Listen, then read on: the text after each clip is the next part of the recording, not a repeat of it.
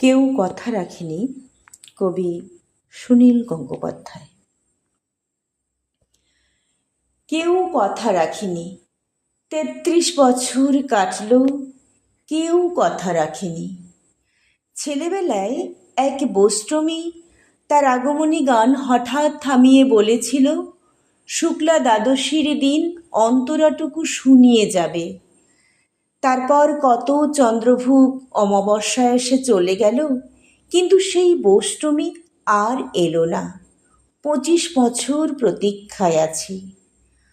মামাবাড়ির মাঝি নাদের আলী বলেছিল, বড় হও দাদা ঠাকুর, তোমাকে আমি ৩ প্রহরের বিল দেখাতে নিয়ে যাব। সেখানে পদ্ম ফুলের মাথায় সাপ আর ভ্রমর খেলা করে। নাদের আলী, আমি আর কত বড় হব, আমার মাথা এ ঘরের ছাদ ফুঁড়ে আকাশ স্পর্শ করলে তারপর তুমি আমাকে ৩ প্রহরের বিল দেখাবে? একটাও রয়্যালগুলি কিনতে পারিনি কখনো। লাঠি লজেন্স দেখিয়ে দেখিয়ে চুষেছে লস্কর বাড়ির ছেলেরা।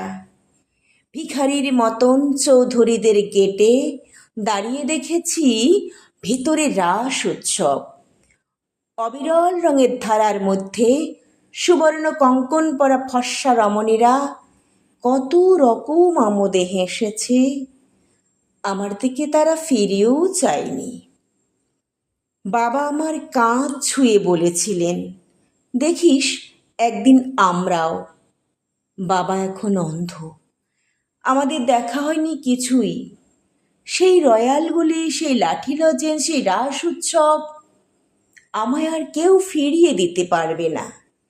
বুকের মধ্যে সুগন্ধি রুমাল রেখে বরুণা বলেছিল, যেদিন আমায় সত্যিকারের ভালোবাসবে, আমার বুকেও এরকম আতুরের গন্ধ পাবে।